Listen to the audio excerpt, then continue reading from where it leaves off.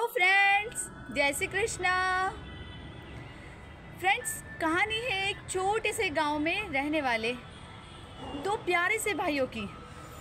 बड़ा भाई जो कि अपने छोटे भाई पर जान छिड़कता था, अपने भाई के लिए सब कुछ वही था। वो उसकी वाइफ कुछ भी नहीं था। माँ बाप चले गए थे, छोटे भाई की जिम्मेदारी बड़े भाई पर थी, खेती बाड़ी का काम सब कुछ बड़े भाई पर। छोटे भाई को पढ़ाने लिखाने की जिम्मेदारी, सब कुछ, घर चलाना सब कुछ। क्यों? क्योंकि माँ बाप नहीं थे और भाई ही सब कुछ था। बड़े भैया को ही पिता के समान थे। ठीक है, भाई को पढ़ाया लिखाया, मास्टर डिग्री के लिए भेजा, अपनी एक एक करके सारी ज़मीनें बेचते गए। भैया भाभी ही माँ बाप थे छोटे भाई के लिए। फिर थोड़े साल के बाद भाई की तबीयत एकदम ख़राब हुई तो उसको किडनी की ज़रूरत थी। छोटे भाई की शहर में तबीयत ख़राब हुई, इसको किडनी की ज़रूरत थी, तो भी बड़े भाई ने बिना सोचे अपनी किडनी भी दे दी और बोला कि मैं तो गांव में ही रहने वाला हूँ, मुझे किसी चीज़ की ज़रूरत नहीं है, मैं तो अपनी एक किडनी के साथ भी अपनी पूरी लाइफ निकाल दूँगा। पर मेरा भाई जो देश विदेश घूमने वाला है उसको सब सुरक्षित चाहिए, तो आप मेरी किडनी अपने भाई, मेरे छोटे भाई को लगा दीजिए। डॉक्टर ने कहा ठीक है, किडनी दी, सब कुछ दिया, अपने एक एक करके ज़मीन के टुकड़े बेच दिए भाई को मास्टर और ऑफिसर बनाने के लिए। ठीक है भाई, तब तक सब कुछ अच्छा चल रहा था। छोटे भाई के प्यार में भी बहुत, दिल में भी बहुत सारा प्यार था बड़े भाई के लिए। धीरे धीरे मास्टर भाई ऑफिसर बन जाता है। उसके बाद शादी के 3-4 महीने के बाद भाई के खत आना कम हो गया, वहाँ से शहर से पैसे आने बंद हो गए। धीरे धीरे सब दूरियां आने लगी। बड़े भाई जो वकील के पास केस करने के लिए गए हुए रहते हैं कि हम में बहुत प्यार था, बहुत कुछ था, मगर अब ये सारी प्रॉब्लम, मैंने क्या क्या नहीं किया अपने भाई के लिए, क्या क्या नहीं दिया है, अपने शरीर के अंग तक दे दिए हैं, और वो भाई अब यहाँ मेरे हिस्से की ज़मीन को भी बेचने के लिए कह रहा है। इसलिए मुझे दावा करना है और केस करना है और उसकी सैलरी पर और उसकी प्रॉपर्टी पर हक जताना है। वकील सर थोड़ी देर तक तो सब कुछ सुन रहे थे कि क्या किया जाए। फिर उन्होंने शांति से, इत्मीनान से बैठा कर गुस्सा कम करने के लिए बड़े भाई से कहा और उसे समझाया कि आपने जब इतनी दिलेरी दिखाई, जब आपने इतना कुछ किया, तो लास्ट में आप ऐसे कंजूस और ऐसे क्यों बन रहे हैं?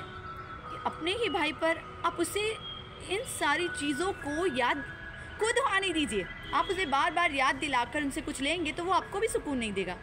आप उससे अपना ध्यान हटा दीजिए, आप केस वापस ले लीजिए और अपने बच्चों पे ध्यान दीजिए। ऐसा नहीं है कि भाई को पढ़ाया लिखाया और वो इस तरह का बिल्कुल बिना उसका निकला, एहसान फरामोश निकला, तो आपके बच्चे भी ऐसे ही होंगे। नहीं, पढ़ लिख कर हर कोई ऐसा नहीं होता है। आप अपने बच्चों पे ध्यान दीजिए। बहुत अच्छे से बड़े भाई को ये बात दिमाग में बैठी, वो तुरंत खड़े हो गए और अपने घर को निकल गए।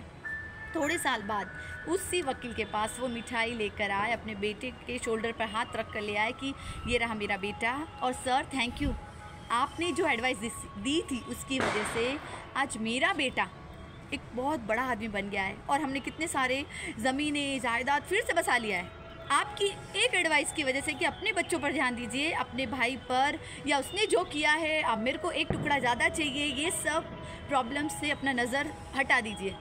आ रहा है समझ में फ्रेंड्स? ये मेरी और आपकी कहानी है।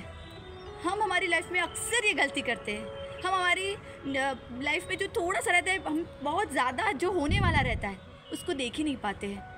जो थोड़ा सा रहते हैं बस उसी पर नज़र टिकाकर हम बड़े को अवॉइड करते हैं। इसलिए जब हम अपनी सोच को नदियों की तरह जब छोड़ना और बहना सीख जाएंगे ना, हमारी लाइफ भी, नदियाँ कैसे सागर में मिलकर विशाल हो जाती है, हमारी लाइफ भी ब्यूटीफुल और बहुत बड़ी हो जाएगी। छोटी छोटी बातों में, छोटी छोटी प्रॉब्लम्स में हम नहीं फंसेंगे, तब जाकर हम एक महान और एक जो कहते हैं ना कि दिग्गज, जो हम सब कुछ अचीव कर सकते हैं, मगर हम हमारे छोटे से नज़र नहीं हटाते कि मेरे भाई ने मेरा एक टुकड़ा ज़्यादा कैसे ले लिया।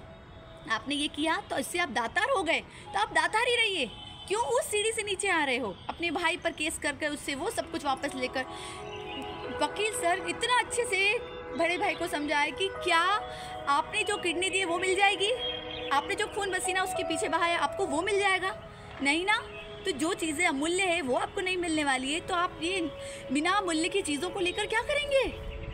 तो फ्रेंड्स, यही पॉजिटिविटी हमें हमारी लाइफ में लानी है और बड़ी चीज़ों को देखना है, बड़े बड़े अचीवमेंट्स लेने हैं। वाई? बहुत अच्छा अब्दुल कलाम सर का किया हुआ कोड वाक्य है कि I am not handsome but I can give hand to someone who needs my help. Why? Because beauty is always required a heart, not in face. Always remember this beautiful lines and achieve your goals.